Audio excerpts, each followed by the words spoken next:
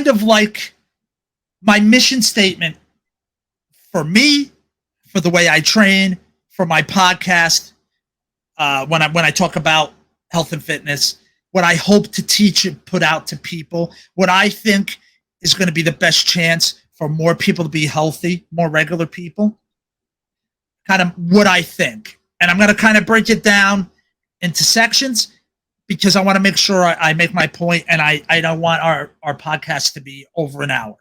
So I think what I want to focus on is how the health and fitness industry markets itself to people and kind of where we go wrong as fitness people sometimes, and even maybe medical professionals too and stuff, on how we approach people to be healthier. So that's what I think I want to start out with. Tom, you interject at any time if you have something to say. But what I think I want to go with first here is just the marketing aspect of it. Now, I've loved going to the gym, and you too as well, Tom. You can attest to this. We've liked going to the gym since we were kids. So I'm not really talking about us even when I'm talking about regular people. I'm more talking about like your mom. Someone who doesn't like working out really. Doesn't necessarily take the best care of herself nutritional wise. Set in her ways type person. Is that a good assessment? There's a whole lot of them. Thank you, dude. That's what I'm saying. There's a whole lot of them. And they're usually your mom. Right. Mm-hmm. So. Most of the time. And I don't care how much you try to make boot camps and bodybuilder workouts and CrossFit workouts look fun and fancy, you're never going to sell those people. They're never going to want to do that. 95% of the time, they're not going to want to do that. I mean, sometimes people start to work out, they change their mind, but I would say 95% of people that are like, don't like working out, tend to be unhealthy, tend to maybe be a little overweight, whatever it is, in a lot of pain, whatever, any one of those things or all of those things, they tend to not like exercising. Would you agree? Oh, yeah. I mean, and that's more people. So when everything you're going to hear from me, I want to get this point out there right now, and I want to get this straight. I'm not here to tell bodybuilders how to be bodybuilders. They know what they're doing. They know how to be bodybuilders. And there's people that are trainers that are bodybuilders that know that and go for it. That you need to do that to be a bodybuilder.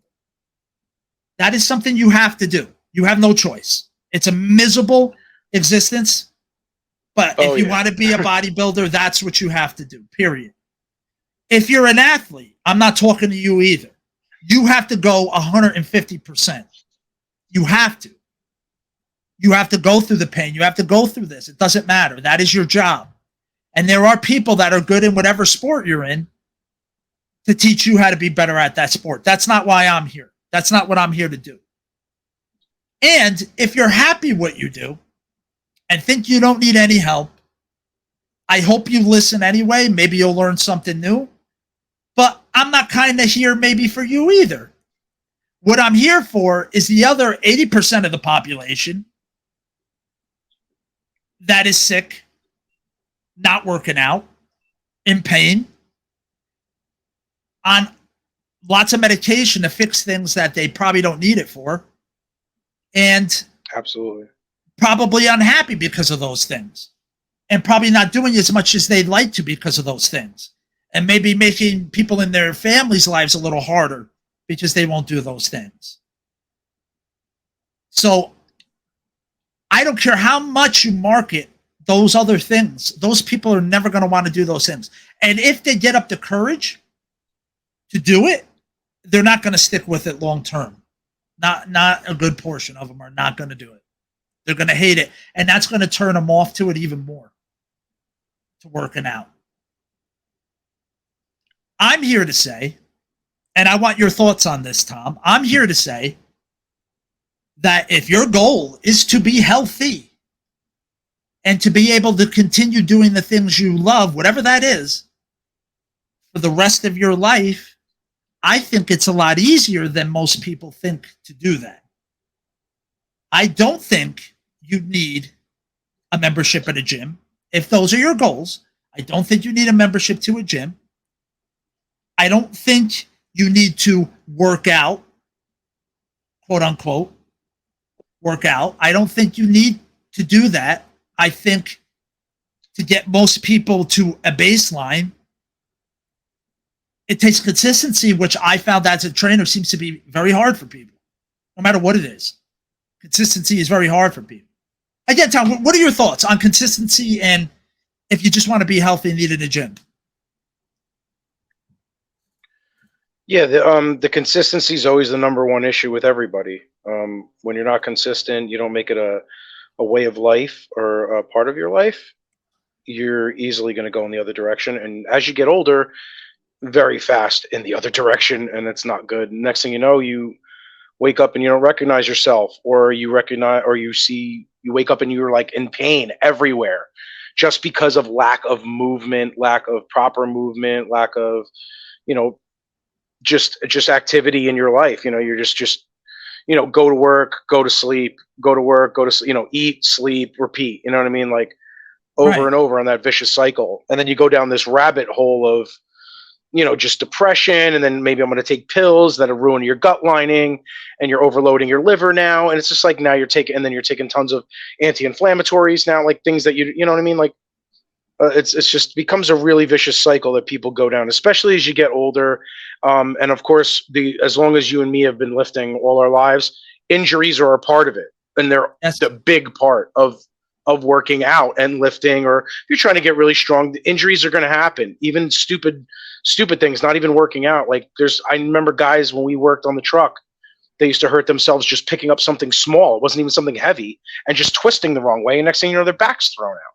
So it's like, they weren't moving properly. They weren't thinking about moving properly. They just didn't have the basics, the rudiments in the front of their brain, because without consistency, if you don't do it, it's not important to you. And that's when you get careless, and that's when accidents happen. Yeah. I have this thing up in my studio. I have this thing up that says, I'm going to butcher exactly what it says, but it says something along the lines of, time is a made up thing. If you say you don't have time for something, it means it's not important to you. Yeah. And I have that up in the gym. 100%. Yeah. And that's a big thing, man. That's a big thing, because one thing social media especially today, people's joints are always blown up by social media. So they'll be like whenever somebody, how do you get out of things usually? As a trainer, any trainers out there, if you listen, what is most of the things you hear? I don't have the money for it, or I don't have the time for it. But then you see on social media, they're doing all kinds of other things and going on vacations, and you're like, wait a minute. Yep. I thought you said you didn't have these things. Nah, I'm living fabulous. Dude, there's another meme. Oh, dude, I die.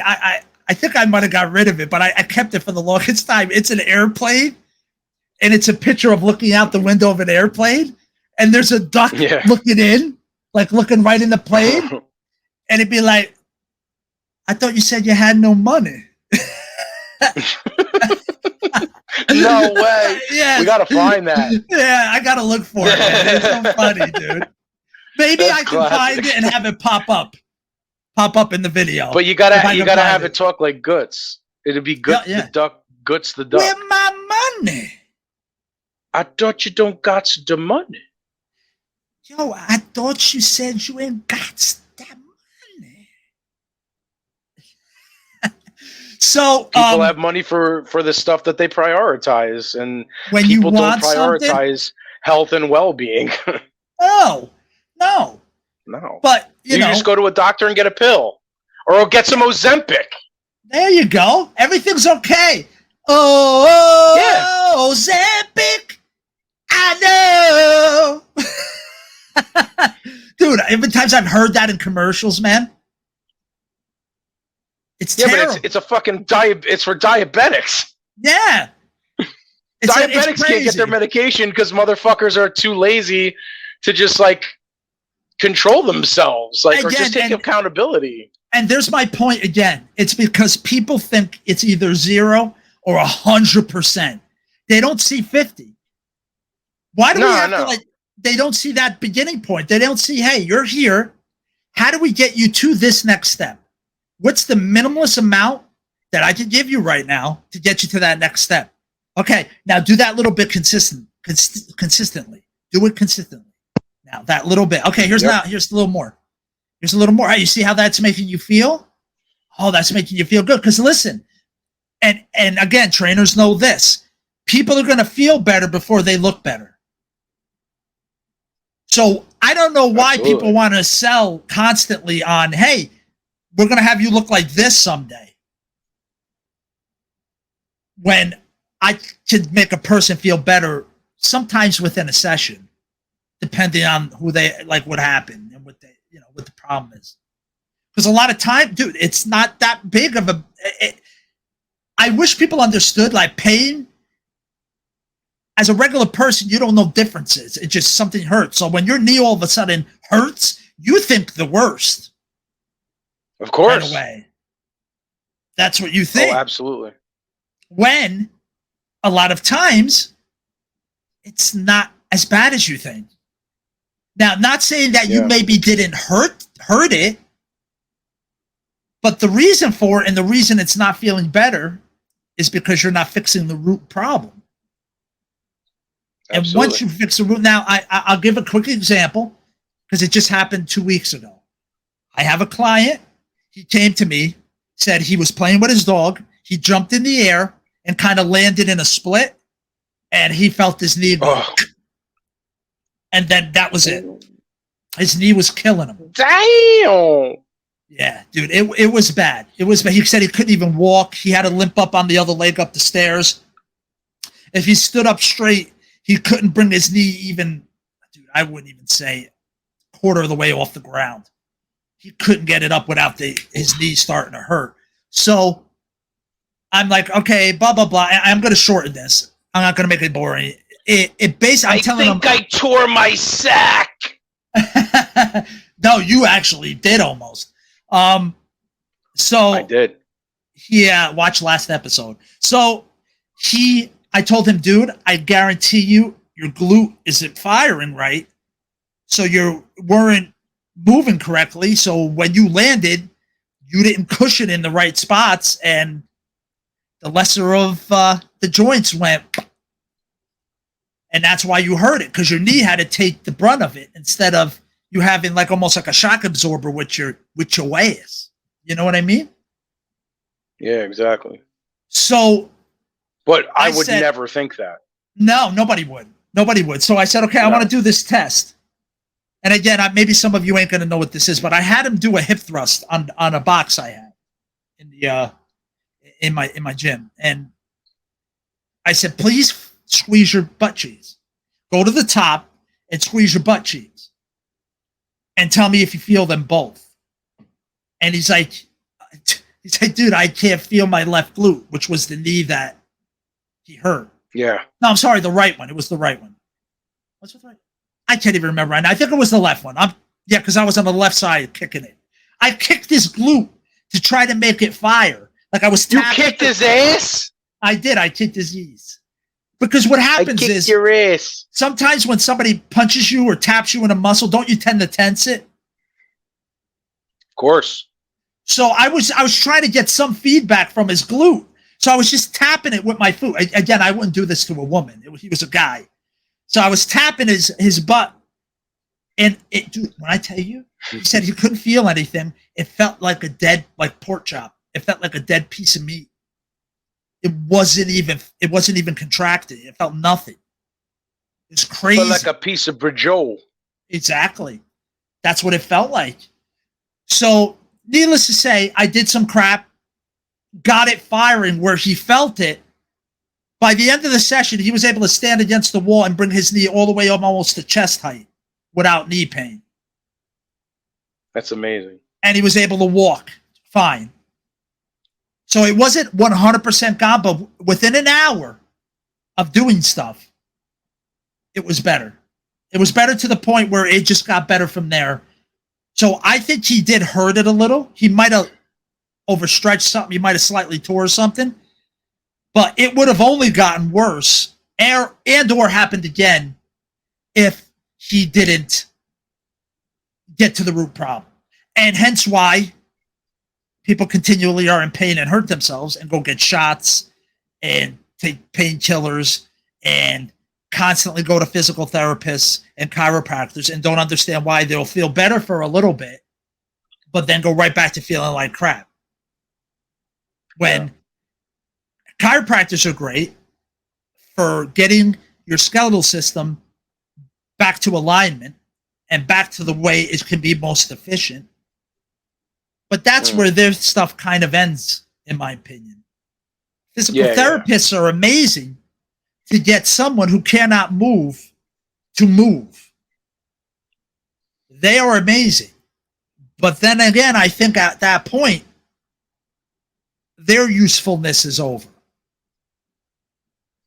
That's where I feel personal trainers should fill that void. But they definitely don't. Once a person's moving, so almost like a triangle. So have the physical therapist here, the chiropractors here, and the personal trainer there. So once you're aligned, you go to the trainer. Once you're moving, you go to the trainer. And that trainer, their job should be to get you moving efficiently, keeping your strength. And then if you're at that balance point, go wherever you want as the client from there. You know what? This is enough for me. I want to maintain it. Okay. You want to keep working with me to help you maintain it? That's what we'll do. Also, I'll be on retainer like a lawyer. You hurt yourself, you know you can come to me and I'll help you. It's kind of like that too. Or, which has happened with clients before, you get to that baseline point and you decide, I want to try powerlifting. I want to try this. I want to do here. I want to be able to do a pull-up. I want to be able to do a push-up. Whatever it is, then I feel once you have that grasp and that mind-body connection of your body again, then you go to wherever you want. Then do whatever you want. Again, I have my opinions on as we get older what we should stay away from. But your body, you do what you want with it. Go. But I'm saying we're missing that middle part. Trainers aren't doing that middle part. No one's doing that middle part. And I think that would alleviate some of the pressure of doctors and medical insurance and things like that. Because I think people use it for stuff they really don't need to. Again, I've had people hurt themselves, or sure, maybe you take an anti-inflammatory. Maybe you go ahead and do that. You know, maybe you have to get to that point. But I mean, even look at the Rice method, dude. The Rice method's out the window now. You don't put ice on injuries anymore. How long were they teaching Rice? Hey, wait, why wasn't I notified? Oh, bro. So what they learned is, and it totally makes sense, is when you ice it, here we go. You slow healing. You motherfucker. So you have to let your body do its shit. When you first injure yourself, obviously get off the injury, don't move it for a little bit. It's going to swell up. That is your body trying to get crap out and heal. It's trying to do its stuff. You can't stop the body. It no longer reduces swelling or inflammation at all. What does cold do?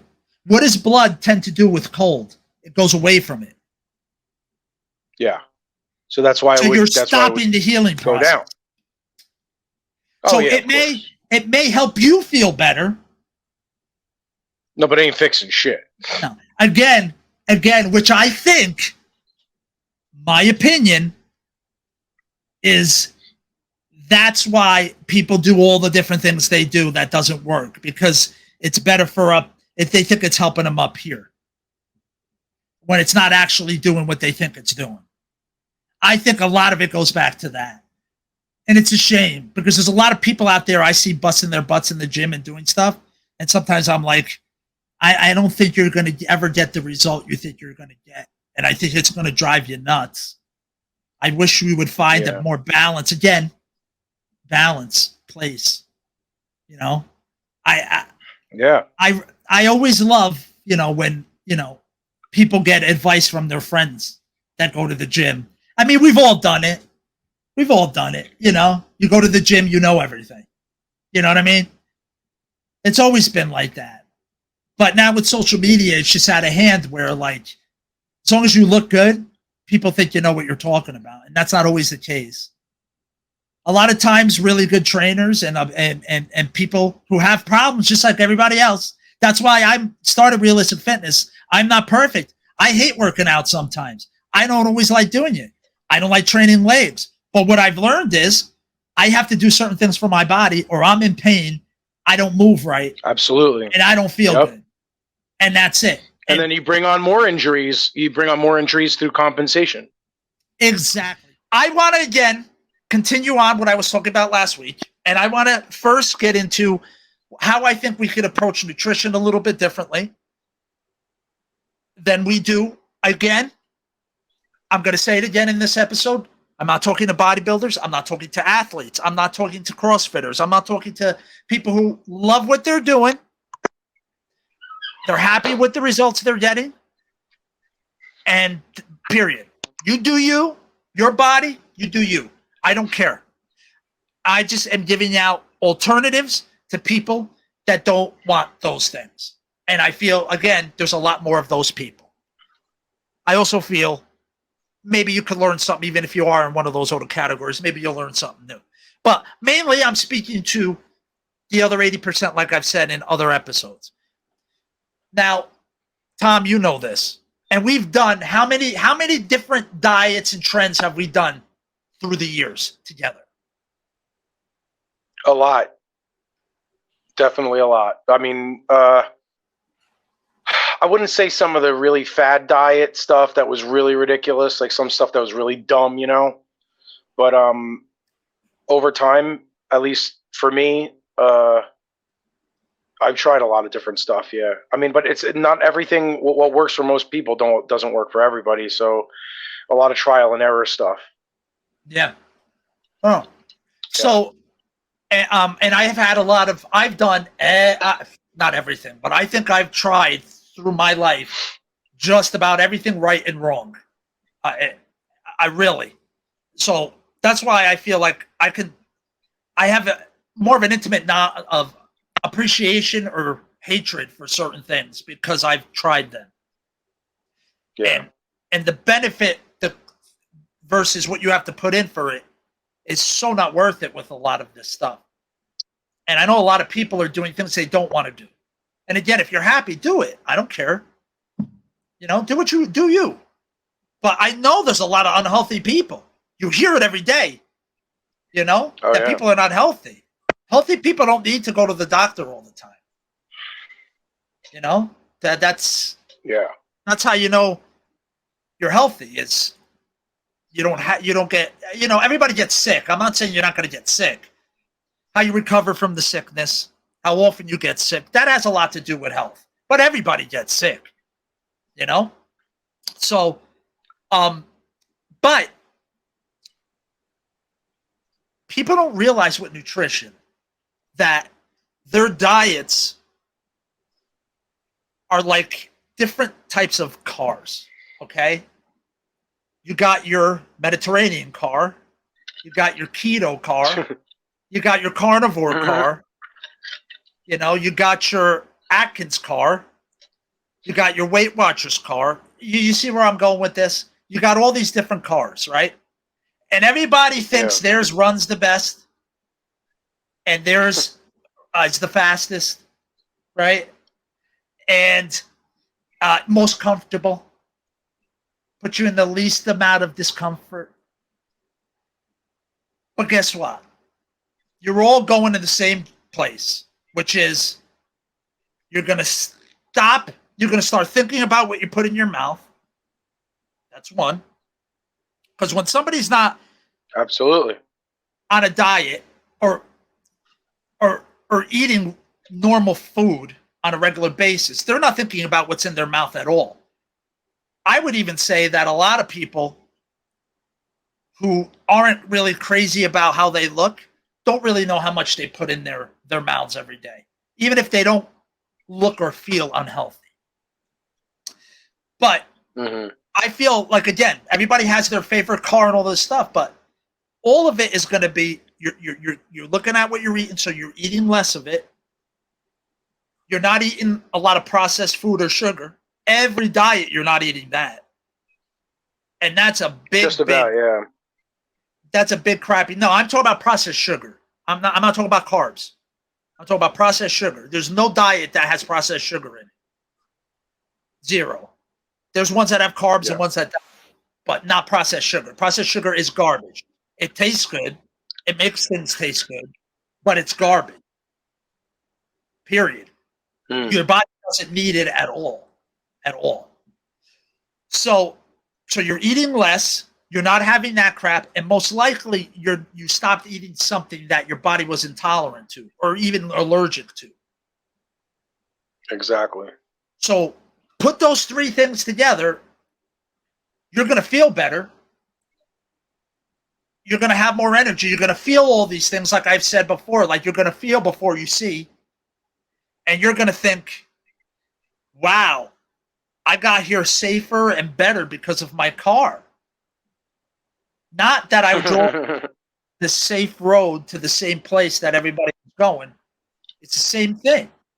Everybody with those doing those same things. They're eating less. They're cutting out crap sugar, and they're eating more basic foods. So they're most likely stopped eating something they're intolerant to. And all three of those things will feel great. Of course. And what's funny is you'll always hear about 3 to 4 weeks in is when I really started feeling good. That's about the time frame it takes to get whatever you're intolerant to out of your body. So it tracks. That's an awesome point. That's an awesome point. It's just the way it is. They're like about third to fourth week, they're like, and it's because of my car. That's what it's because of. It was my car. You know, well, in this day and age, you see how many people are, gluten intolerant or sensitive. Yeah, and they don't realize it. That's in so many things. It's almost everywhere. Another pay homage to John Panette, bro. He's like, what's got gluten? Everything. He's like, but really, it's like there's things that are processed. The things that are processed at plants where they process gluten, that has gluten, even though it's not a gluten product. Something that would have gluten, so you're just like, shit, it's got gluten anyway. And it's like these days, there's so many people, almost everybody I know has some kind of what the sensitivity sad part is, dude? To it, and it fucks them up bad. It's not even the gluten itself, it's the gluten in America. If you ever travel abroad and have bread or stuff and beer outside, they don't have that problem in Italy. No. They don't have that problem in Italy. No, not at all. So and Italians and their bread and their grain, forget about it. Forget about it. Look at everything. Look at Africa. Look at the Iraq and all that. If you see them eat, what's the base of everything they scoop with and eat with is bread. That's what people used, and they still do. Why are they all not dropping dead and they're like dying and being morbidly obese? Everything they eat has carbs. They eat beans. Again, it's a different kind of carb. Again, I'm not going to get into all that now, but it's a different kind. But they're eating heavy and beans. And why is their stomach so screwed up from that? How was it grown and what kind of? It's a totally different kind of wheat and stuff. Completely different crop. Yeah. I believe it's called like heirloom wheat or something. Heirlooms, something like that. I don't quote me on that. That I'm not sure of, but it's a totally different kind of wheat. So again, I don't want to confuse people with that.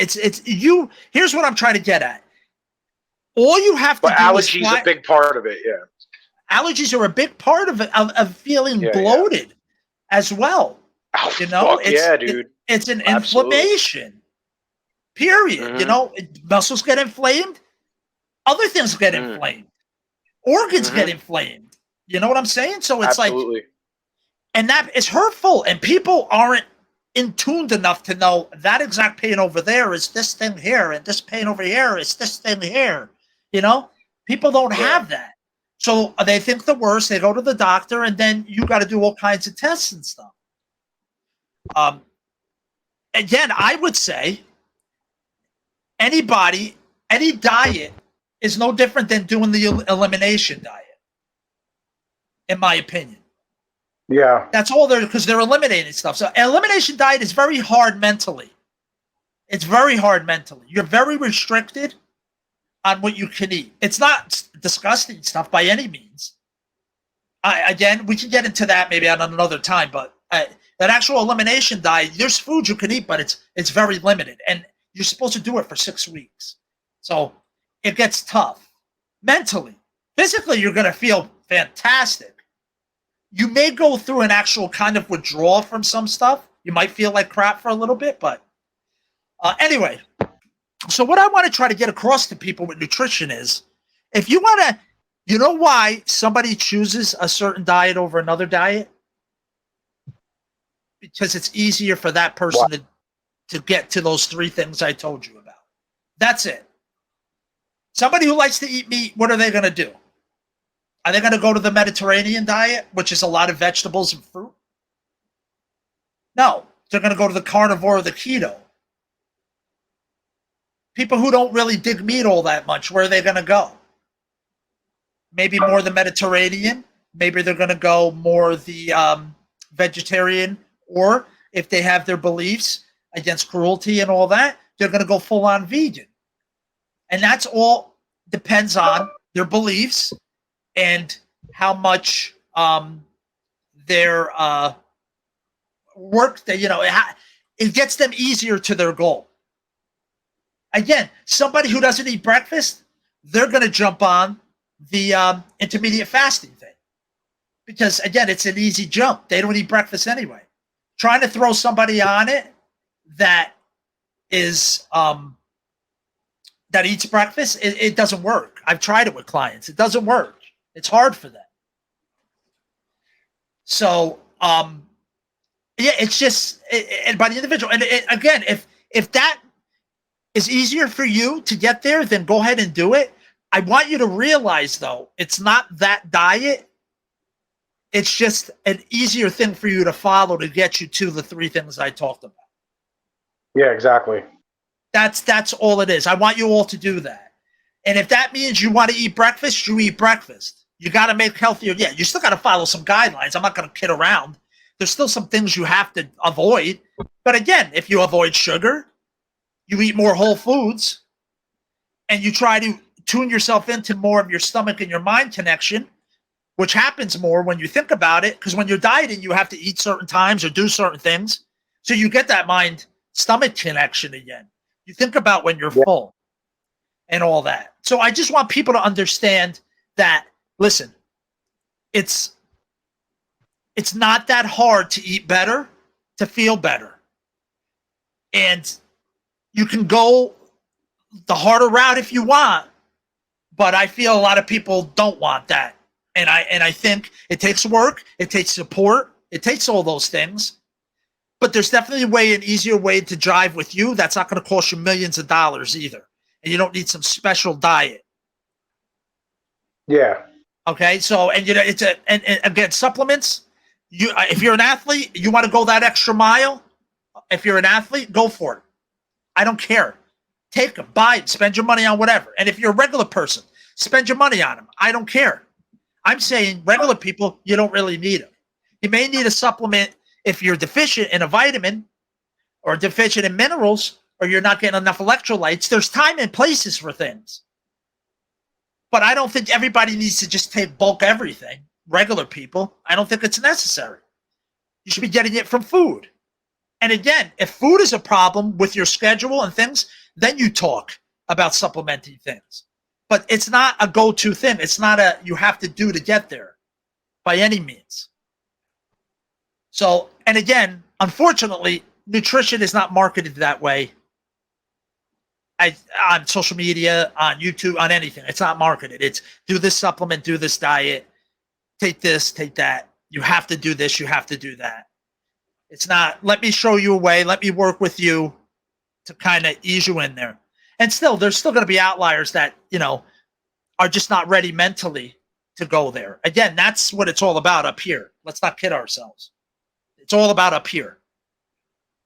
Okay? Whether you're ready to start or not, that's up here. It's not the diet. It's not your trainer. It's not the workout. It's not if you spend money on it. It's not going to be any of those things.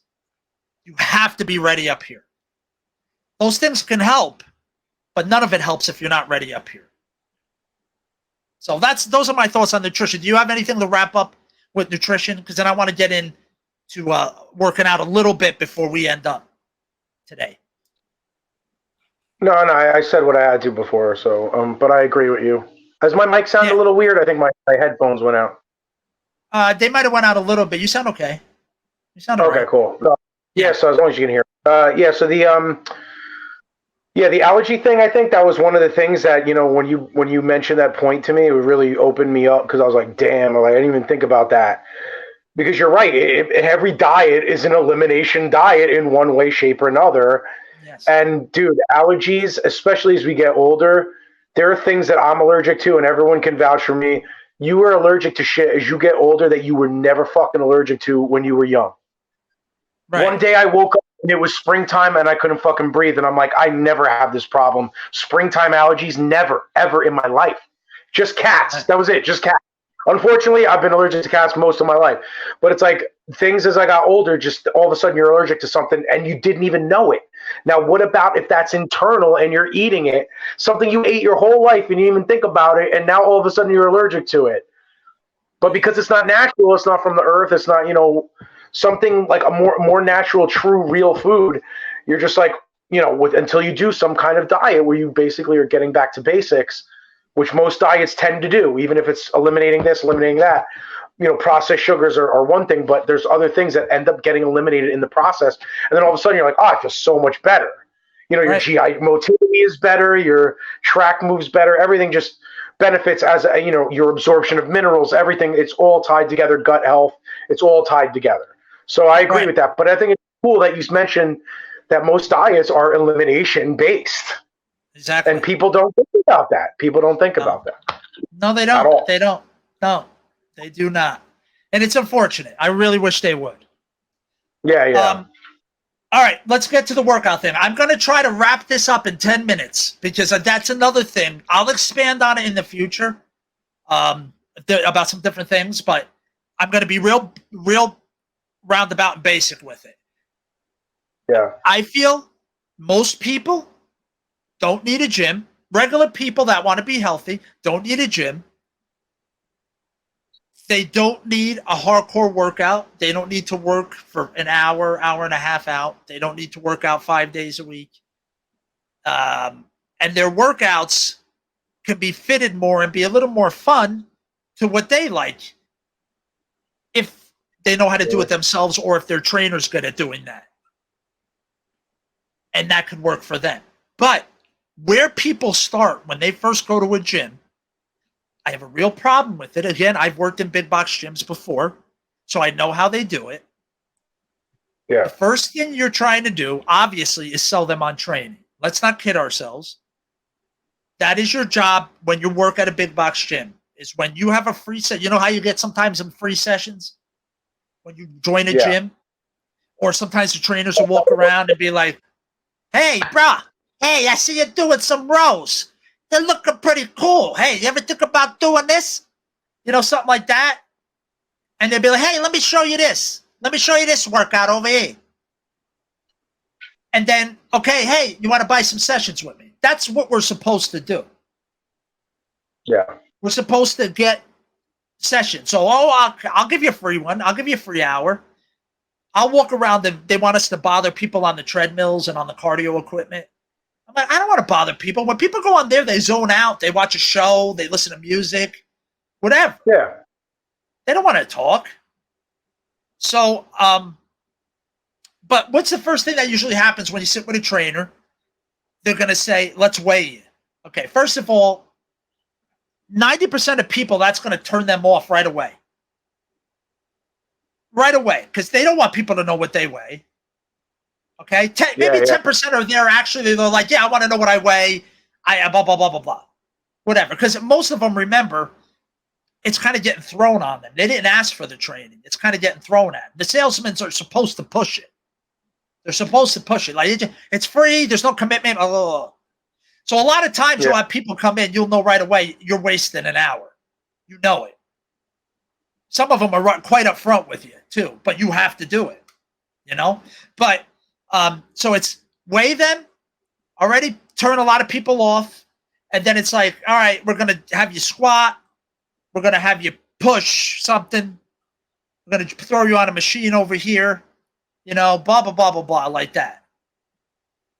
I aside from one or two, I don't think any person should squat because most people don't know how to do that movement right.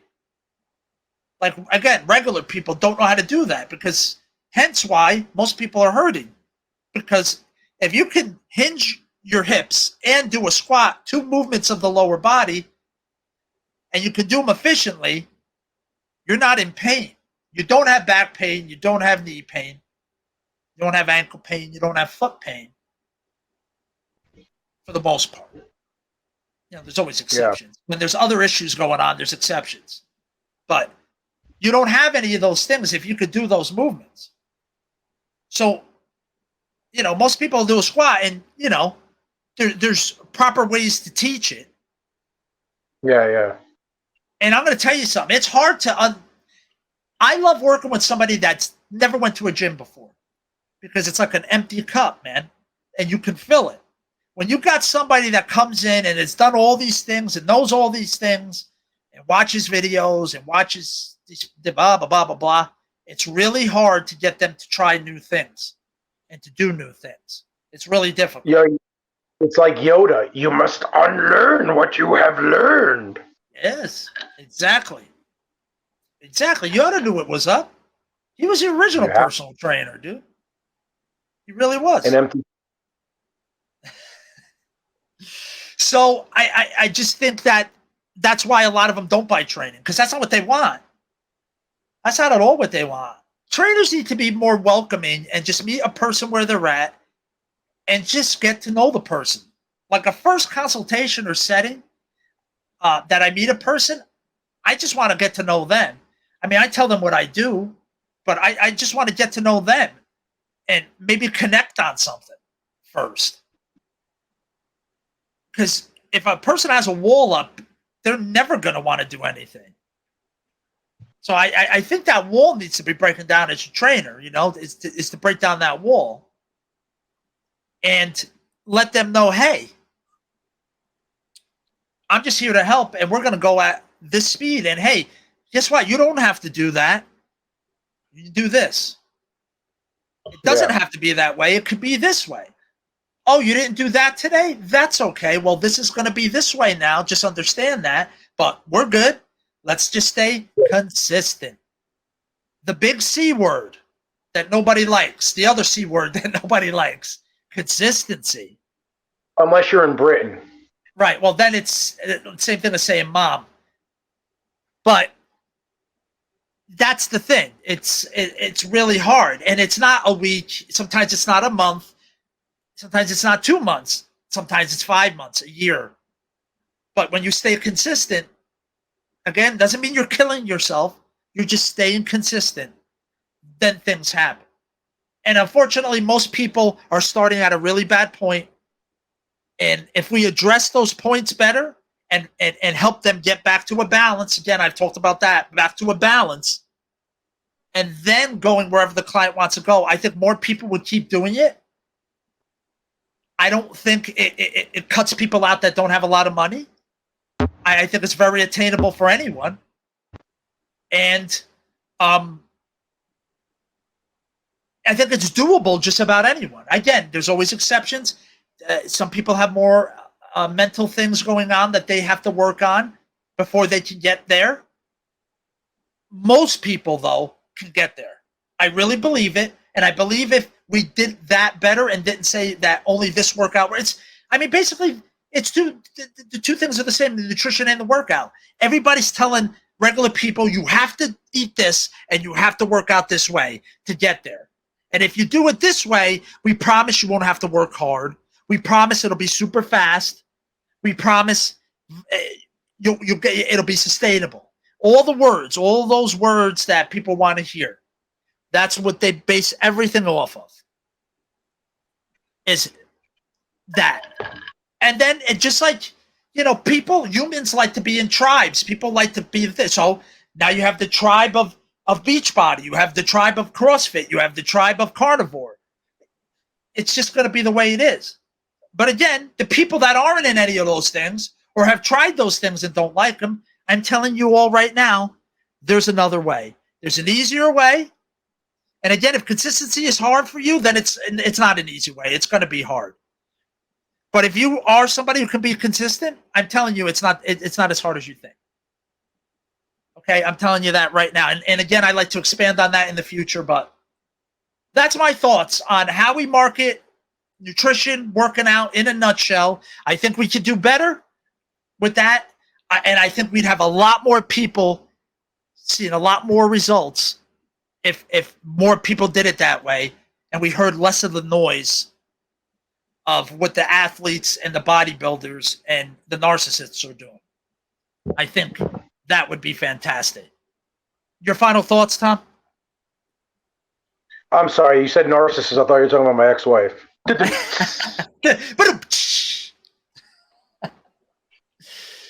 No, I agree. All right, I think that. Oh, go ahead. Sorry, dude. Go ahead. No, I think that the most important thing is consistency with anything. Consistency with diet, consistency with working out, with movement. Above all things, and it's too easy. When you feel like you're invincible, when you and me were in our 20s, bro, we felt like we were invincible. Felt like we were never going to get hurt. Nothing could touch us. We could work out every day, but never get injured. Like injuries almost never happened. It felt like. Yeah, dude, you know what the most sobering thing is, bro? Is the day you realize that warm-up could no longer be a light set of whatever you're doing. No, not anymore. Back in the day, maybe we're like, all right, it's a late set. No, not no more. Now you have to ease into it. Everything's tight. Everything has scar tissue. You have to get mobility in there, dude. You have to get mobility in there before you move it. Injuries pile up over the years, and however insignificant or significant, they start taking away from your mobility, your flexibility, and one day you just wake up feeling old as fuck. And that's what happened to me within the last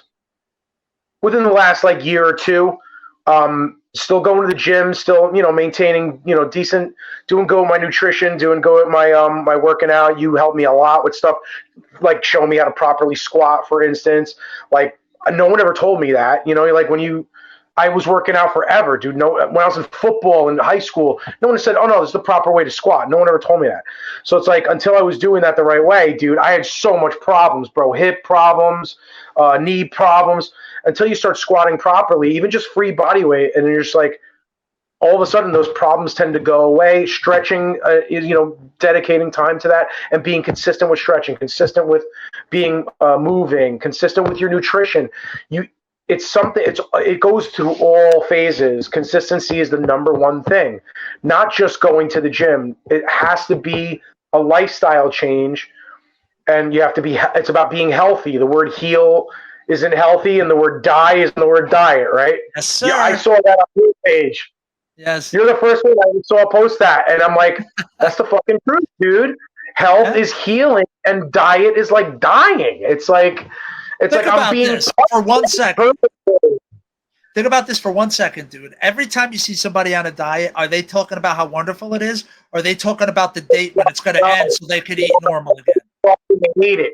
And the first bag of chips or fucking bag of freaking bullshit that they could grab candy, they're going for it. Because they're not being consistent. And it's this constrictive fucking horrible thing. And they're not enjoying eating anymore. They're not enjoying it. If you're not enjoying eating, what the fuck is the point of life? Right, dude, you got to enjoy life. Period. That's one of the few things we have been given on earth is to enjoy eating. You can make food fun again. We can make fitness fun again. Like, it's the truth, man. It really is the real thing, dude. Eat, sleep, love, baby. Eat, sleep, love. Yeah. It really is about consistency, though. So that's the only thing I can add to that, because people don't understand how serious it covers everything. You have to be in it to win it. You got to be your own advocate, or your health will go right down the tubes so fast. You'll wake up one day like me, 30 years old, and 265 pounds of fat, no muscle, winded, high blood pressure. I looked horrible. And that was after you and me in our 20s lifting all the time and looking jacked and looking nice. Like, we looked basically the way we look now, maybe a little bit even better. But I mean, Jesus, we were in our 20s, for fuck's sake. We could go to diners in the morning and eat shit and disco fries, and in the morning we'd still look good. Right. That don't happen after 30. After 30, it goes right down the shithole. It all gets harder and harder. I tell all these young cats at work, these young girls, I'm like, you can't be eating fucking that shit every day. You can't be eating McDonald's every day for breakfast once you hit 30. Are you crazy? You want to hear something interesting? You want to hear something that Vince McMahon said about cheat days? Yeah. This is what he said about cheat days, and I found it interesting. He said, I love cheat days, basically, and I'm not quoting him exact, but he said, I love cheat days because I feel that when you eat a little bit of crap every day, your body absorbs it more. But when you do a huge cheat meal, your body can't. So you basically just shit the fuck out. Right. So in the long run, you're actually not getting more. Oh yeah, dude. When I cheat, it makes me not want to cheat though, because you feel like shit. I'm in the toilet and I have acid reflux is back. Yeah. With a vengeance, bro. Like, you go on vacation, you're like, fuck it, I'm on vacation. Who gives a fuck? I'm gonna eat what I want. I'll have the ice cream, I'll have the chips, I'll have the, all this processed bullshit. And you're like, next thing you know, you're like, I'm puking at 2 a.m, throwing up in my mouth, acid reflux back after not having it for years. Yeah. And you're in the toilet, and you start feeling like shit. You look like shit. You come back from vacation, you're like, I look like I gained fucking 20 pounds. I'm inflamed everywhere. I had mentioned in that episode about the man who came up with the rice formula, saying, don't use ice anymore. Okay? Oh, yeah. This is him. Dr. Merkin. Now, the fact that his last name is the same as a toupee for a woman's crotch is besides the point. That's what it's called? A Merkin. Yeah. It's not spelled the same way, but I'm learning a lot today. And I hope all of you out there learn something today. And that's one to grow on. Cheech and Chong and a Merkin. I like to leave some things open for Tom. The surprise. I enjoy it. So, Dr. Merkin. Let me find. He was the one, so right here. 1978, I coined the term RICE. Rest, ice, compression, elevation for the treatment of athletic injuries. Ice has been a standard treatment for injuries and sore muscles because it helps to relieve pain caused by injured tissues, which I think I said it in that podcast, that ice helps you up here, which is pain. It makes you feel better. Coaches have used my RICE guideline for decades, but now it appears that both ice and complete rest may delay healing instead of helping. I scream this to people all the time, constantly. Stop listening to that crap and listen to your body and let your body do what it's supposed to do. In a recent study, athletes were told to exercise so intensely that they developed severe muscle damage that caused extensive muscle soreness. Although cooling delayed swelling, it did not hasten recovery from this muscle damage. A summary of 22 articles found almost no evidence that ice and compression hastened healing over the use of compression alone, although ice plus exercise may marginally help to heal ankle sprains. So in the use of ankle sprains, it may help marginally. Yeah. So what does marginally mean? Okay, you really don't have to. Barely. Right. So here we go. What does this say right there, dude? Please read it. Can you read it? I can't. My eyes don't see that far. Here, maybe I can make it a little bigger. Look at that. How's that? Healing requires inflammation. Well, that if it's inflamed, that means there's blood flow to it. Right. So let's see what he says. When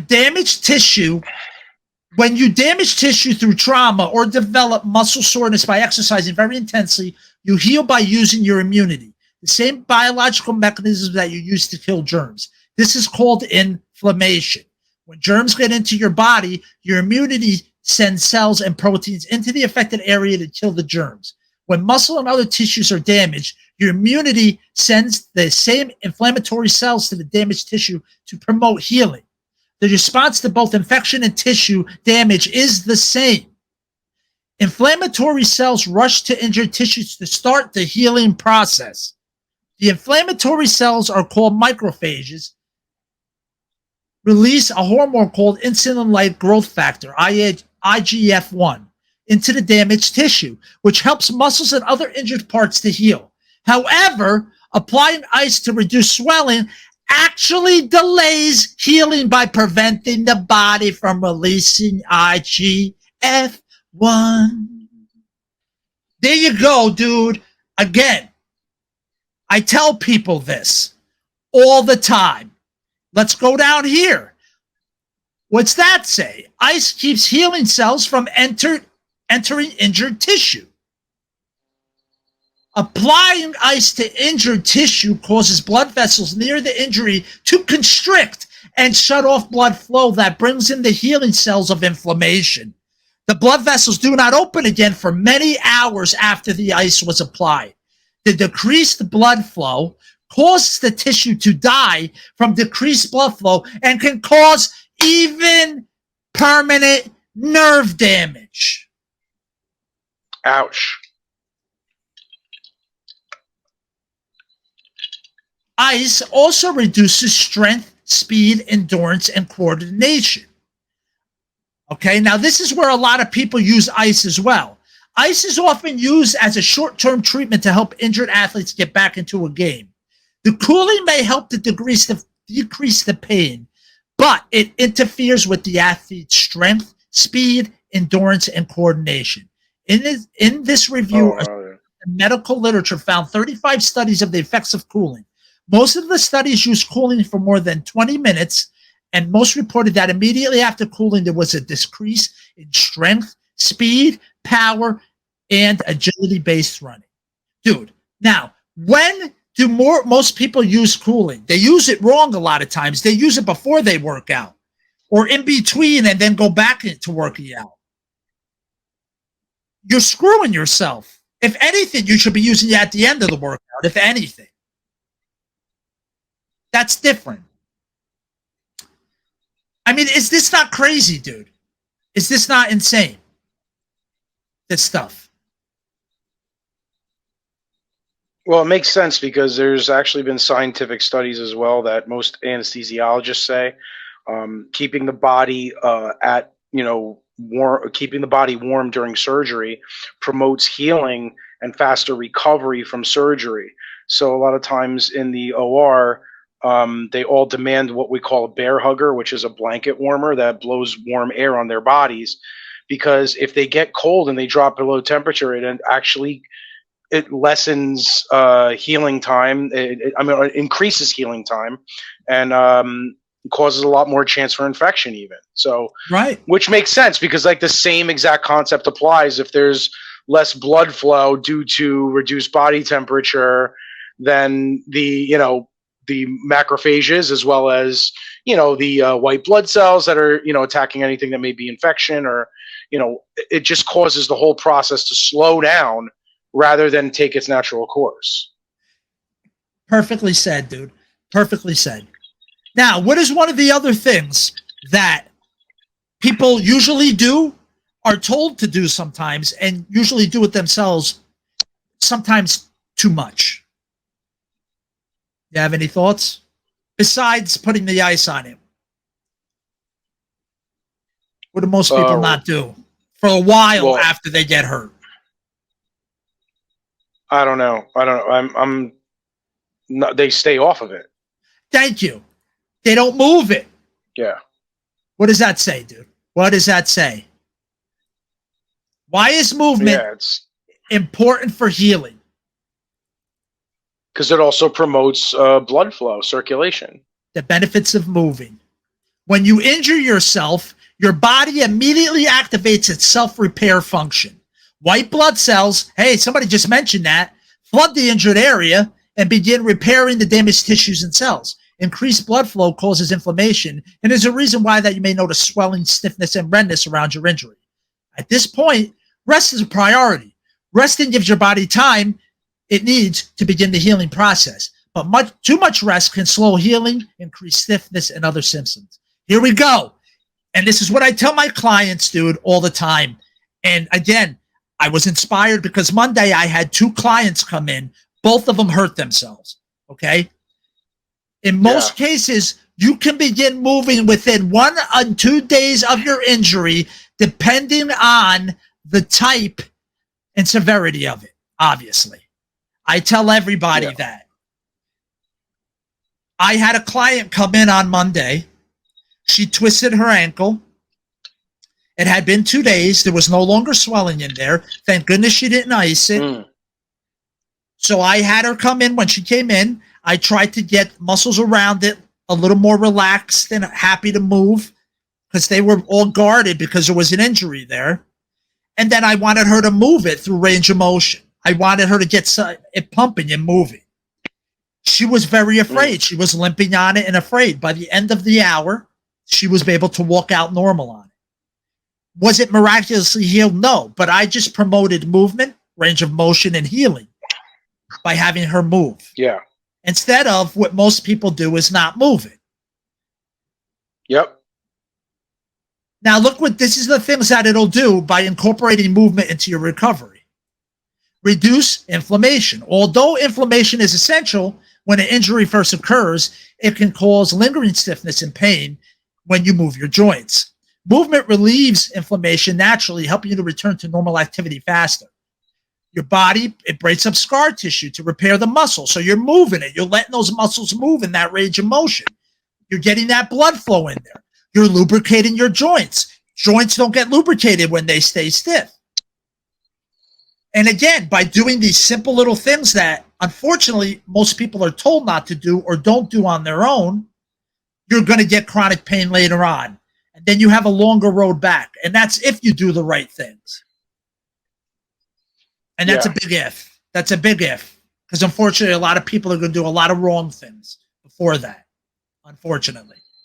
Now, my other client that came in, that other client was, had been having this pain in her back, blah, blah, blah. I don't have to get into the whole thing.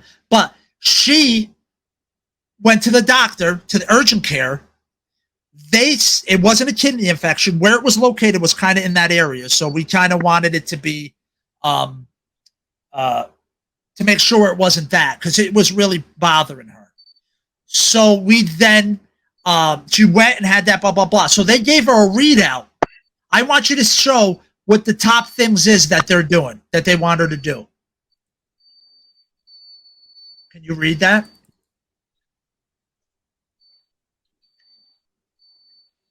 Mm-hmm. What's that top thing right there? Right here. Rice. So you mean rice for my burrito, Gus? Gus, they're still having you do the rice formula at urgent care. Now, this is a normal handout they're going to hand out to people. And they're still saying that. They're still saying that. And they're scaring people, wanting them to refer them to physical therapy. It's like, dude, you're going to delay. Here's what you're doing. By doing the top thing, you're going to make it so then they're going to have to go to the bottom thing. You're basically going to seal the deal because they're going to do that thing, and then they're going to wind up having chronic pain, and they're going to think they have to go to a physical therapist instead of going to somebody that knows what they're talking about, have them do some basic crap, and feel better. It's a vicious cycle. And the other client, when she went to the wherever she went to, the urgent care, paramedic, wherever she was, they said ice too. So they're still giving out this stuff at doctors to people when people should not be doing it. So people, I want to end with this. Please listen to my words. If anything, listen to my words. If you have an injury, if it's a broken bone, go to urgent care or the hospital.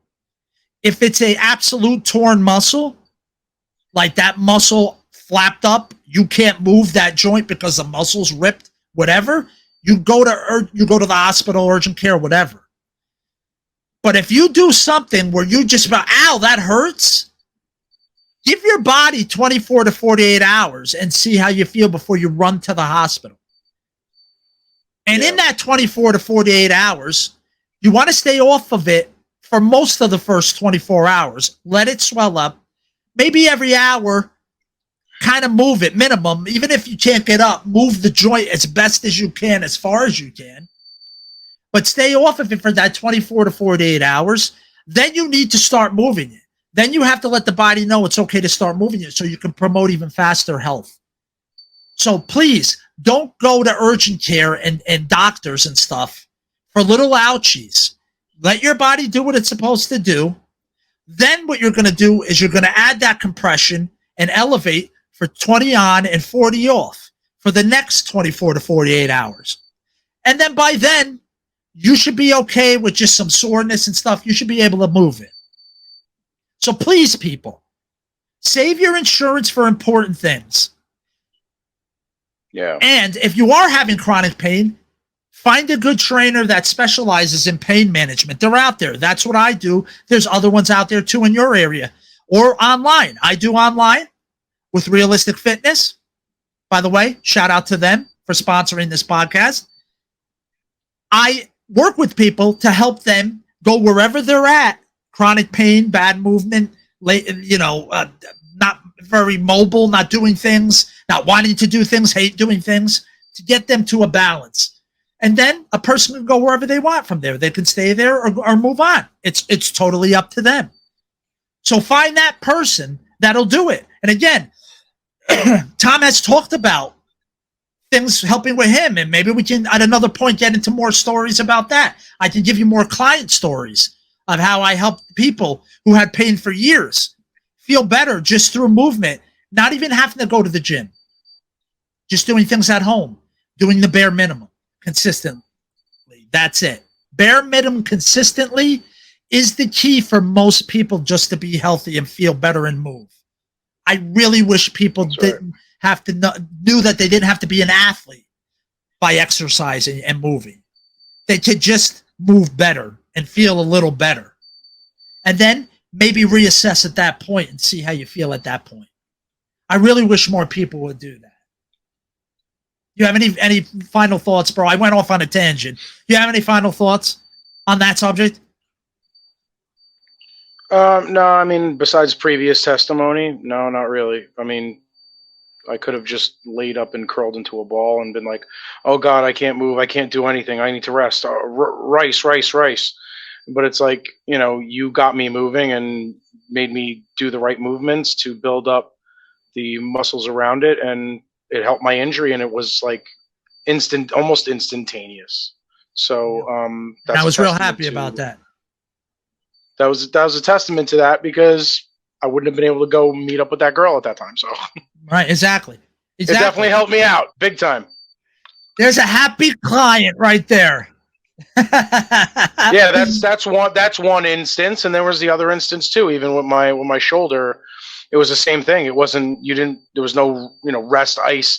That it doesn't get you anywhere. Like if you're not going to address the problem, or like my teacher used to teach me when I was in the medical program. She basically said, I don't take ibuprofen. I try to take NSAIDs or aspirin. I try to take it as little as possible, because if you take it all the time and you're constantly numbing yourself, you're never going to know. And what does ice do? Numb yourself. Right. You're never going to know your only your communication. progress. Your only communication Don't with know. your Yeah, body exactly. is pain. Pain is a communicator, and you have to remember that. And you're never going to know where you're at. You're never going to know, exactly where you're at unless you stop it and give it range of motion. But do the right things. Obviously, if you don't know what the right movement is, you could further injure yourself also. So you need somebody like you to give someone a nudge in the right direction of what to do. Like Right. initial elevation, elevation and ice and stuff to like for instance, we all, us who have growing up, or when you have kids, like the first knot always looks the worst. I remember my ex-wife and everyone, the in-laws and my mom and all the girls going crazy. Oh my God, look at the knot on his head. He fell. Oh my God. And you're like, yo, relax, dude. It'll go down. Just let's give it some time to see where we're at. You put a little ice on it or whatever. If you want to take it, if you have to give them an ibuprofen or whatever, if they're really crying like a little child, but usually most knots would go down, and like it looks so bad at first. Even sometimes it looks like it's going to bruise. And then it's like within 10, 15 minutes, you're like, oh, it looks just like a little scratch now. It's like gone. It like resolves itself. You saying humans want instant gratification, dude? Is that what you're trying to tell me? Instant gratification, yeah. But I mean, hey, you want to shut your kid up when they're crying. You're going to put ice on it because it makes it feel better. Okay, I get it. But there's been plenty of times where you like, oh my God, that knot is going to look so horrible. And then within 10 to 15 minutes, it resolves itself. It resolves itself on its own through your body's natural healing, factors. And you're like, oh wow, I thought he was going to look like the Elephant Man, like my nephew. I thought he was going to look like the Elephant Man. He had a knot on his head. It's like, it's gone already. Whoa, what a difference. Right, exactly. And it's like, did you have to go to urgent care? Did you have to freaking lose your mind? Like he didn't have any concussion symptoms or anything crazy. Like, wasn't knocked out. Like, you know what I mean? But it's like, your body wants to heal. Your body is trying to heal. And cold the ice will slow that down, and that is a hindrance more than a help in the end. Right. And it says it, tissue will die. Tissue dying is not good thing. That's not a good thing. Well, that's why tissue does. Well, I don't know if you ever heard this thing called frostbite. It's not a good thing. No, it isn't. I don't know. It's 2023. Yeah. Maybe it's good. I don't know. Yeah, right. So, and one more last thing I just want to throw out there. These days you could be a border collie. So yeah, like that Japanese guy that we talked about earlier for 14 grand. Yeah, exactly. There you go. Check out the beginning of the podcast if you didn't. One last thing I just want to touch on for 1 minute is people love going for shots for cortisone and lidocaine shots and stuff like that to try to make the pain feel better. Yep, all that stuff, all the different things. Let me just point out to everyone that you can only sometimes get, with certain things, you can only get them a couple times a year. And there's no guarantee. It depends on the individual how you're going to react to it. So you can go through all this and it'll last 2 weeks, or maybe it'll last 12 months. You don't know. And if the person doesn't give you the shot right and it doesn't go into the muscle and it goes into your bloodstream, then you can get toxicity and all that other crap. So big problems. Just to let you know, you're not fixing anything. You are not fixing anything. All you're doing is shutting off the service light on your car. You didn't fix anything. You just shut off the service light. That's all you did. I just wanted to point that out. Yeah. All right. Yeah. Yeah. So, Risky in the gyro. Give me fuel, give me fire. Do I look like Mark McGuire? All right. So, again, just to quickly reiterate, in case this is the first time you're listening, I went into a little bit about how it's not recommended you use ice anymore. It's not recommended that you rest it for too long, more than a day or two. And all the good things about letting it get inflamed for a bit and then compressing it and doing all that stuff, which is all still helpful, but the ice is no good. And we went into a little bit about how ice wasn't good. And that would help with, yeah. And that would be it would be better for you to, for the most part, in most situations, wait a day or two and then start moving it. Don't baby it, and just keep elevating in it. Blah blah blah. But I don't think people realize why they're coming into these situations of their joints getting the way they are, or the reasons why they might be pulling muscles or getting these little, these little tiny injuries. I think it's a lot of times they think it's just, oh, I moved the wrong way and it just happened. It's just something that happens. I jumped and landed the wrong way and this thing happened and it hurts really bad. But, it happened because of that thing. But I want to tell you all, and I don't know how else to put it, but most people, especially people that sit a lot for their jobs, or people that are in repetitive jobs where they're moving a very repetitive motion, if you're not doing certain things for your body in your workouts, or you're not working out at all, you got a sitting time bomb somewhere in your body that's going to go off at some point. Okay? There's no doubt in my mind. And when it does, you have a choice to either make it better and not let it happen again, or baby it and get even worse down the line. And what I mean by that is, let me explain it all to you. 9 times out of 10, again, it's never 100%. Nothing's 100% in life except death and taxes. Other than that, nothing's 100%. But 99% of the time, when you just move the wrong way, again, I'm not talking about broken bones and any of that kind of stuff. Just you move the wrong way, or you sleep the wrong way, or you do something the wrong way, and then there's pain somewhere, and that pain radiates, and it hurts, and it sucks, and you really can't move that joint anymore like you did before, or you can't move that muscle like you did before. I'm just kind of putting it all together. You got to keep in mind that this has been happening over time by you not having all the muscles that are supposed to help that joint move. And in most cases, everybody has a part of their body that they're not using. A lot of times it's a gluteal problem. One side or the other, sometimes both, but it could be anywhere where a muscle's not working the way it should at all.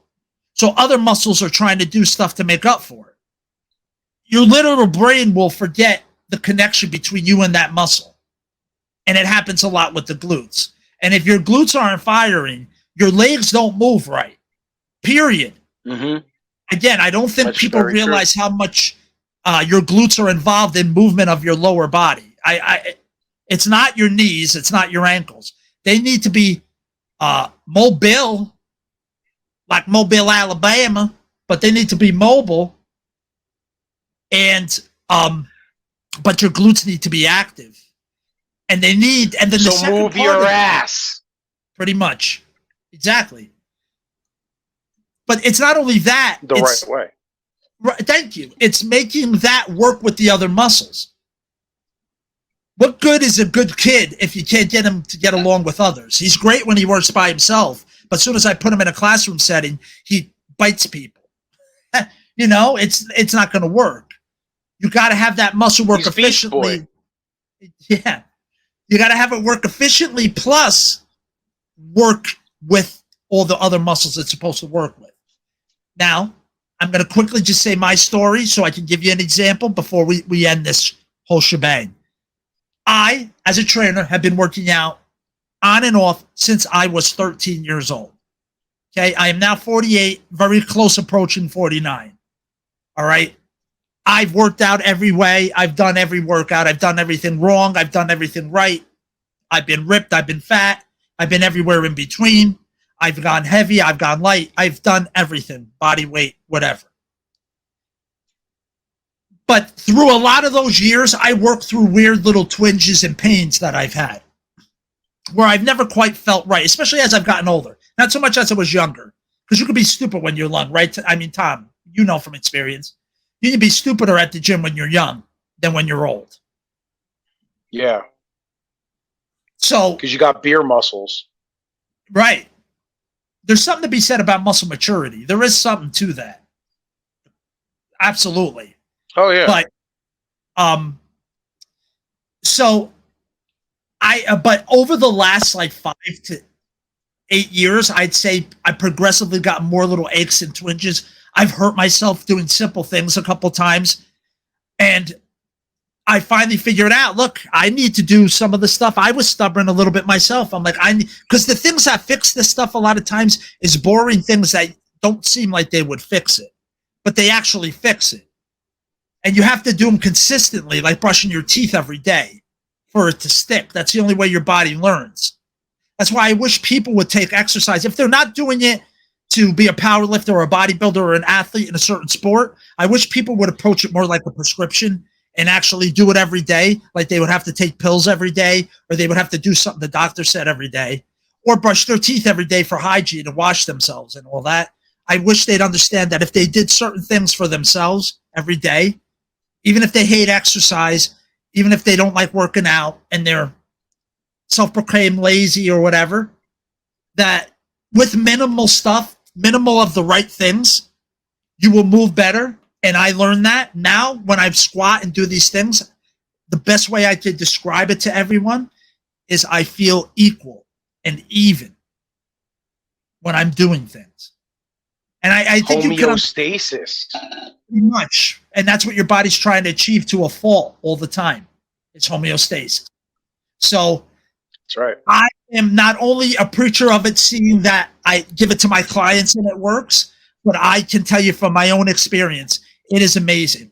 Just the other day, and I'm going to end with this, just the other day, I was benching, I was incline benching, okay? First set I did, I was just warming up with some 30s, and I had done a full warm-up, my normal warm-up. As I was coming down, I felt a pull from my shoulder, the end of my shoulder, all the way up to my neck, right? Like the trap pretty much. Oh, yeah. The nerve? It was the muscle pulling. That's what I felt at the time. Yeah. So I was like, okay, let's fix that. I did a certain thing with some bands, 8 reps of that. Second set with 40-pound dumbbells, gone. 100% gone for the rest of the workout.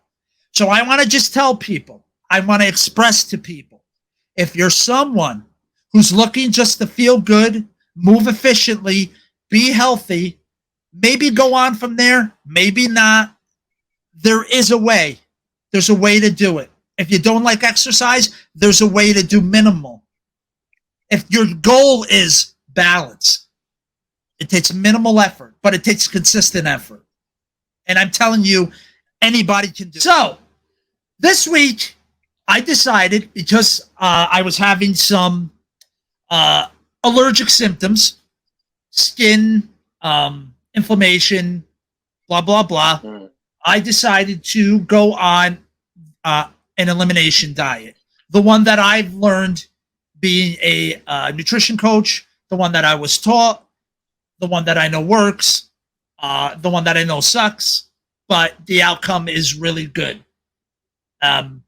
So I decided to start on Monday. And again, I want to reiterate this. All diets are an elimination diet of sorts because they all eliminate stuff like we've talked about before, the 3 things. But nothing is quite like an elimination diet. When you go on an actual elimination diet, again, you're not limiting calories. It has nothing to do with calories at all. It's not about losing weight. It's not about gaining muscle. It's not about any of those things. I talked a little bit about this on my business page today. It's not about any of those things. It's about resetting your gut. It's about finding what you're allergic to and feeling better, sleeping better, just overall quality of life improvement is what you're looking for at the end of this. Again, if you're not allergic to something, you can have it. So you may not be allergic to gluten. You may be allergic to nightshade vegetables. You may be allergic to citrus. You don't know for sure. You're sure you could do the test, but really nothing tells you for sure like you actually taking the thing into your body. Now, you don't do this if you know you're definitely allergic to something because you already know that. So you wouldn't need this. This is for people that are like, I got eczema, I got psoriasis, I don't sleep well. Every time I eat, I feel gassy. Those people, those kind of symptoms, which we're going to go over. I have a little infographic that I use with my clients, and that Precision Nutrition, which I'm a certified nutrition coach in. That this is what we use, and the great thing about them is everything is simple. It's simplified, and people like simple. Now, it's not simple to do, it's just simple what to do. The doing sucks a little bit. So I'll tell you my experience real quick. Then I'll tell you a little bit about the diet. And then I know Tom has an experience as well that he'd like to share with some allergic reactions that he has had. So in a nutshell, Monday I woke up, had all my stuff prepared because I knew, and I was going cold turkey on everything, which I'll get into in a minute, what all those things are. But the thing I'm going to narrow in on is caffeine right now, which we all use. Every bodybuilder uses it because it's in every pre-workout. It's in everything. It's in energy drinks, all of it. Whatever else they want to throw in there, there's caffeine in it as well. Unless it markets itself as caffeine-free, it's going to have caffeine in it. Okay, if it's about energy. So I had a lot of caffeine. I would have a lot of cold brews. I liked them. So I would have cold brews. Kept me going when I'd be working, because I work different times of the day because my clients come different times of the day. So I'll have times in between, and you kind of just get like a little bit sometimes. Or if you're in front of the computer editing something, you're doing something, you just feel drained. So that would always help a little bit get through the day. And so I would have two of those. Plus I would have an Arnold Palmer. Shout out to Salad and Go. Love you. I'm really sad I can't have you for a while, but I had you guys almost 5 days a week. I supported them. And plus they're right up the street. But so I had the drink Arnold Palmer with lemonade, half iced tea. Yeah. They have it at there's a chain out here called Salad and Go, and they have breakfast burritos, and then they have salads that you could also get in wraps. And it's quick drive through. You order online. They have great cold brew, and it's like I'm doing a cover. They don't sponsor me. Wow. I really love the place. I went 5 days a week for real. But if you want to sponsor me, Salad and Go, I'd be happy. I wouldn't turn you down. But yeah, so I would have 2 cold brews because again, I'm up at 6:30. Clients through the day, doing different things, getting a workout in, whatever, and that would help. So I would have a tea, and then I would game at night with a buddy of mine, and so I would have the Arnold Palmer at night to get a little caffeine at night and have a little something sweet because I had a little bit of lemonade in it. Sometimes a lot of lemonade. Yeah. It depends how they poured it, but I can't have any of that. You can't have any of that shit right now. So I didn't have my caffeine on Monday, and I was fine for half the day. And then about halfway through the day, I started getting a headache. It wasn't too bad, but it was annoying. And by the nighttime, it was excruciating to the point where I almost threw up. The pain I was having in my head. I was having cold sweats. I was going through withdrawal from caffeine. And I know people have more than that than I do. By far. I mean, that's a lot for maybe most people, but I know a lot of people have a lot more than that than I have. So again, it's in pre-workouts and stuff. So if you're having pre-workouts plus coffees plus energy drinks, that's a lot of caffeine. So I know there's people out there that have a lot more than me. So I couldn't imagine if they did it eliminate, they cut it all out, how bad their withdrawal would be. And again, maybe it's not, nothing's the same for everybody. It was pretty bad for me. Now, so I'm on day 4, and I still like the boring mental part of it hasn't hit yet because I'm coming up on Friday and I'm able to have a different thing. So it's going to help a little bit. But I bet by the end of next week or the beginning of the week after, I'll be getting tired of eating the same exact thing every day. So I think the mental thing will kick in, and that'll be hard. But for the last 4 days, it's been the physical thing. So by Tuesday, I still felt like my mind was clouded. It was weird. I didn't feel like myself. And then Wednesday, I felt a little better. And then Thursday, recording this, I feel almost back to 100%. Because again, I'm not limiting calories at all. I'm just eliminating food groups and certain things. So I'm still having proteins, fats, and carbs. I'm having all that, fruits and vegetables. It's just I have to cut out 80% of them, almost 85% of stuff. So I'm going to bring up this little infographic. So this is the elimination diet. So eating foods you're sensitive to can throw off your gut bacteria and enzymes, causing vicious cycles of poor digestion, infection, and inflammation. So all these things can happen. All these things. I'm going to highlight them. I can't highlight them. Okay. So decreased stomach acid, which you need for digestion. Rapid or delayed movement of food through digestive tract, which makes it feel like it's sitting in your stomach. That's a symptom of it. Poor nutrient absorption.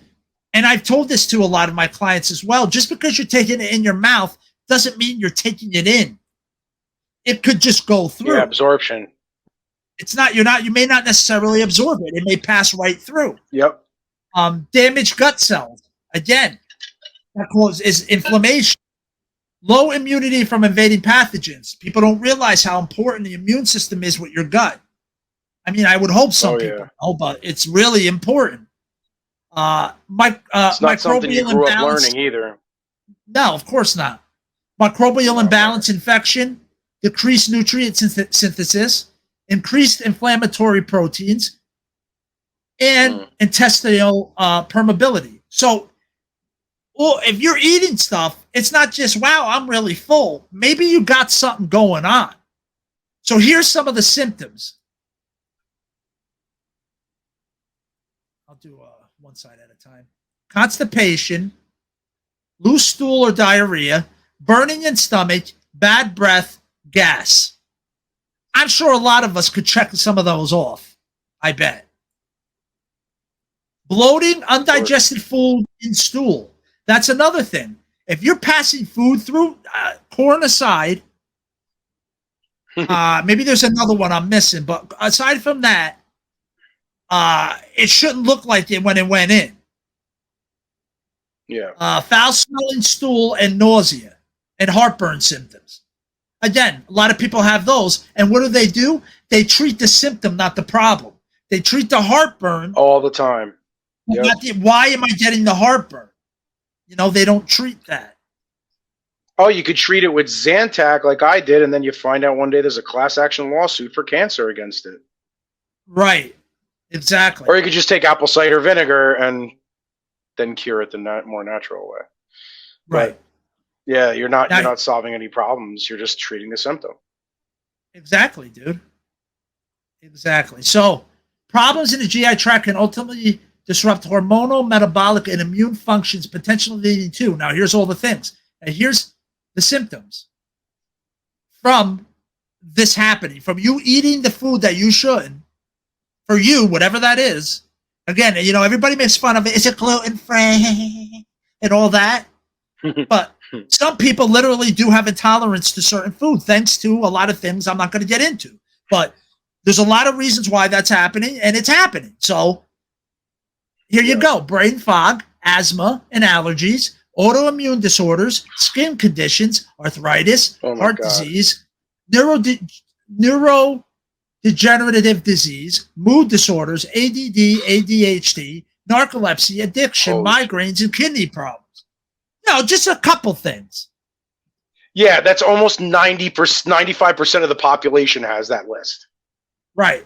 Everybody has autoimmune these days. Everybody has autoimmune. And here's this thing that sucks is you could be somebody that's eating well. Crazy. You're eating well. You're eating vegetables and fruits and whatever. You're doing all the things, but you may be eating something you have an intolerance to nonetheless and still having all these negative things happening.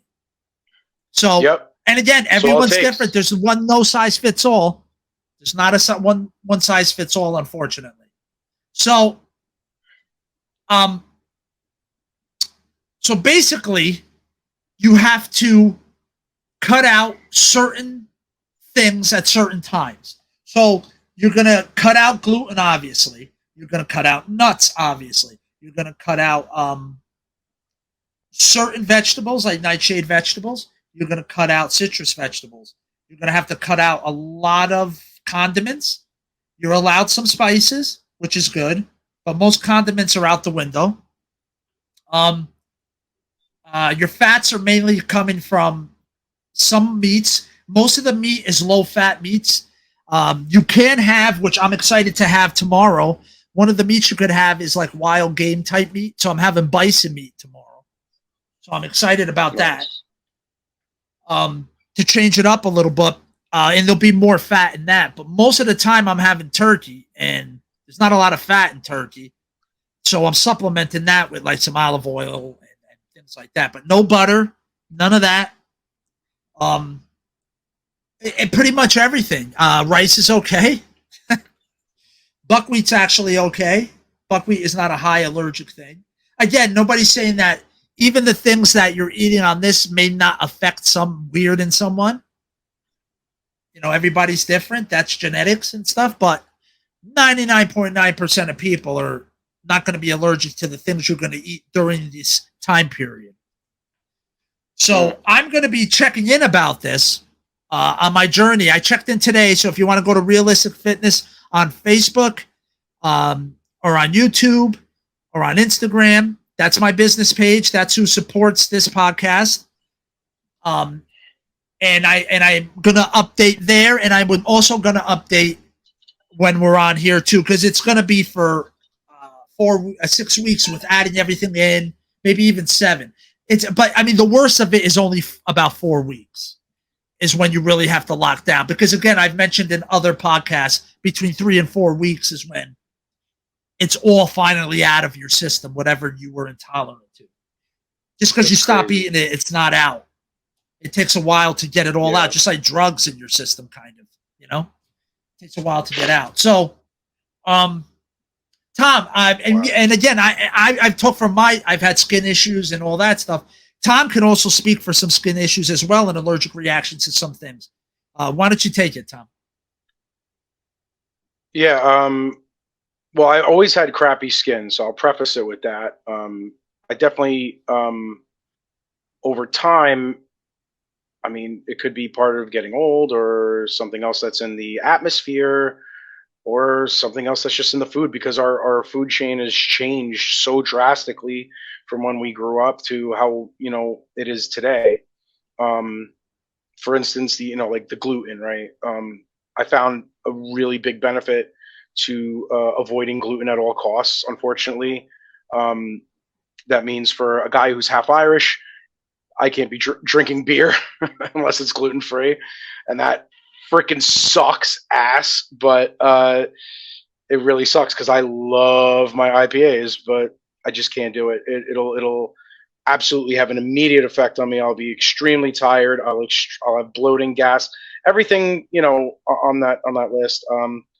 And these days, like even bread, like I can't eat it. Like when we grew up, we had Wonder Bread in the 80s. That was, every kid had peanut butter and jelly on Wonder Bread.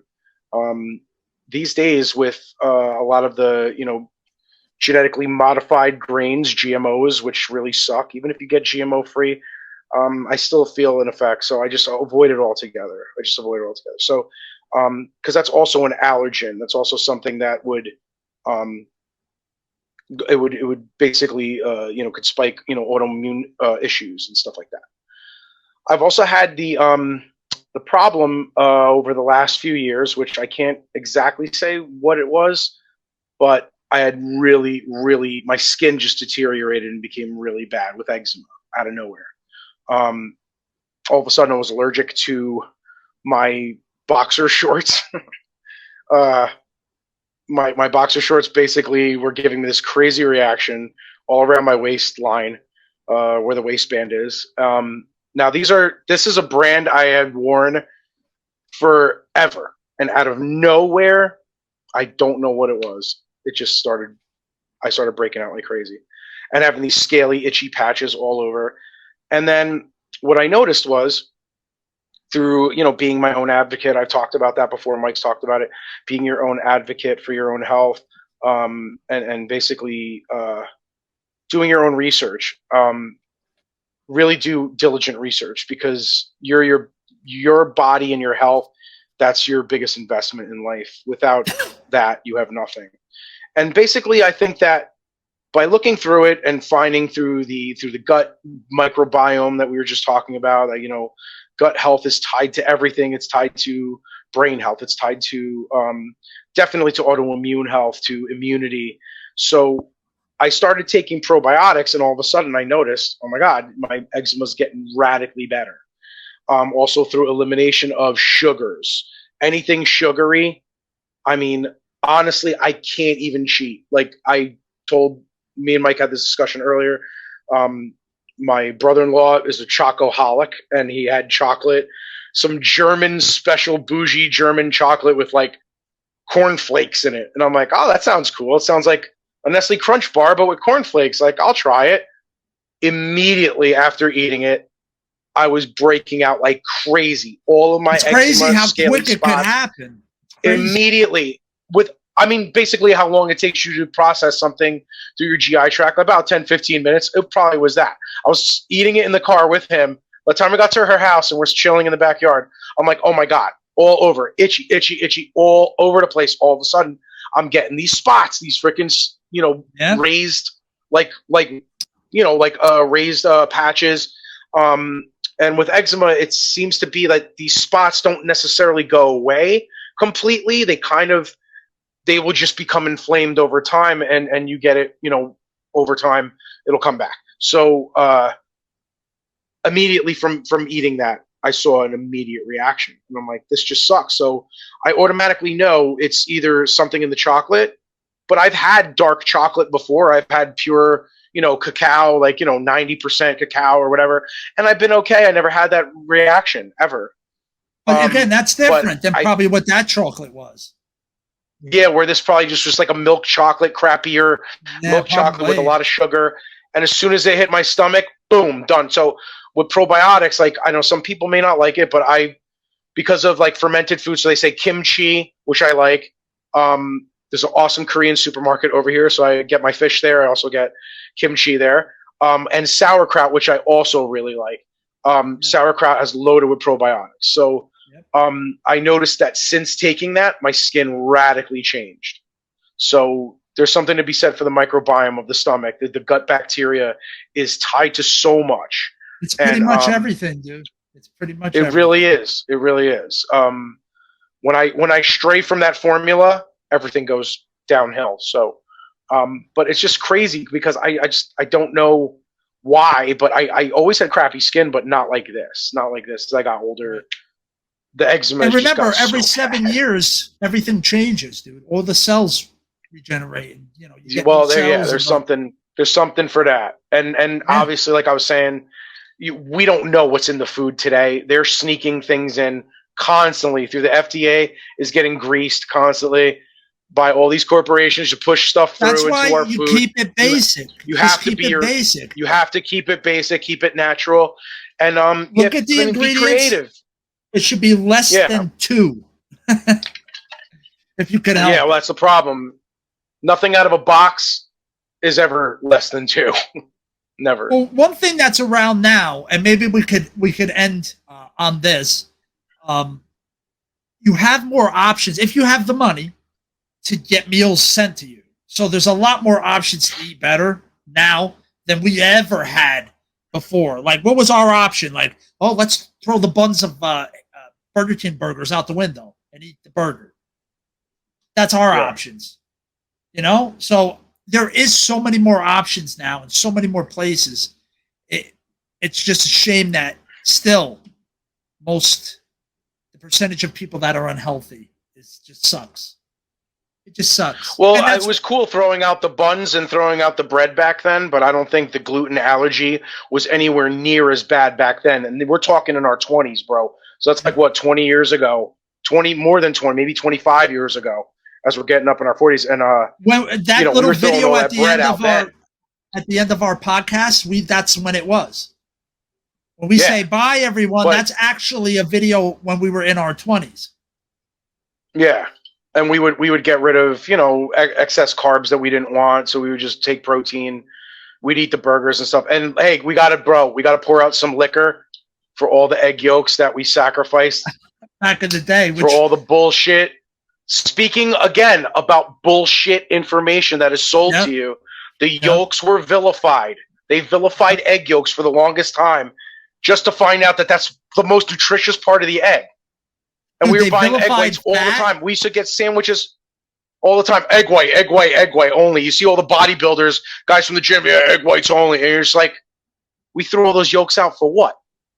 yeah, Meanwhile, I used to have my ex-wife's grandma, who's a Hungarian, she's still going to this day. She's in her almost 90. She's sharp as a tack, walks. She's active. She's great. She used to look at us like we were freaking crazy. She's like, "What's wrong with you? You're throwing out the yellow? Are you crazy?" She's like, "Don't throw it out. Put it in a jar. I'll save them." She would cook with them. She was like, "You're crazy. Why are Yeah, you I throwing the would yolks too. out?" And I'm like, "Because I was told that, you know, it's cholesterol." And we bought into so much bullshit over life. You have to be your own advocate. You have. I want everybody to just take a only way. minute. Don't listen to me. Take a minute and just go look up cholesterol.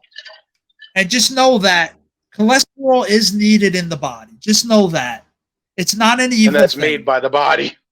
Yes. It's made Now, by some the people body. genuinely, some people, it is super high and they need help. But most people are just over their little scale. And yeah, take what you will from it. But I don't want the villainization of cholesterol because it's not bad. There is a certain kind that is bad, but cholesterol is not bad. And I wish people knew that. And another reason at that time, unfortunately, that they were getting rid of saying fat was bad and everything was Absolutely. fat I and was just going to sweet say are that. two flavors. You know, those are the two big favors. Fat tasting like that salty fat kind of taste and a sweet taste. Yeah. Right? So if you take fat out of things, if you want people to eat it and it tastes well, what do you have to add? Sugar. Some synthetic bullshit. No, sugar. That's why back in the 80s and 90s, sugar was added to everything. Every fat-free thing, sugar was added or some kind of another name Well, then of it was sugar. then it was margarine, and then there was margarine and trans fats, and they were selling that to everybody in the Right. 80s. And then you come to find out Country margarine crock. stays in your What, body country- for 4,000 years. Yeah, what country crock of shit? Yeah. Dude, you know that stays in your That's body exactly for what like it was. 400 years or something. Margarine. Whatever it is. Like a ton of time. It doesn't dissipate ever. Yeah, now you see that trans fats are terrible, but back then they Or were maybe selling it's it to 40. everybody. Now, maybe it's 40 years. Still, who wants something in their body for 40 years? 40, 400, 4,000? I don't give a shit. I don't want it in my body. Not margarine, especially. No. Give me butter. Give me butter, full butter. Give it to me. And Yeah. I'll tell you something else. The best milk I ever drank was whole unpasteurized milk I got from a farm out here. The sweetest, most delicious milk I've ever had in my life. And that's just my experience with it. Do what you want. But I'll Yeah. tell you something. I do have an issue here and there. I think with some dairy sometimes, like cheese, never. But too much Yeah. ice cream or something, that would wreck me. But I never had an issue. But that's the ever thing. Are with you that having milk. ice cream that has sugar in it, or are you having ice cream with like stevia? Both. It Yeah, don't that's the matter. thing. If it's dairy, The sugar- certain things. No good. But come to find out that what the thing that people are actually having an allergic or intolerance to is something that happens in the milk when you pasteurize it. Yeah. I've seen a lot of articles on that. Unfortunately, I don't have to bring it up. So, take what you will from it. Don't listen to me, but you should look it up. But a lot of times that's what the intolerance is. And people who have had intolerances to dairy and have tried whole unpasteurized milk didn't have a problem. Or raw. They say raw milk, right? They call it raw milk. It's raw milk, yes. Yeah. Exactly what it is. and it wasn't cheap. I got a gallon for $10.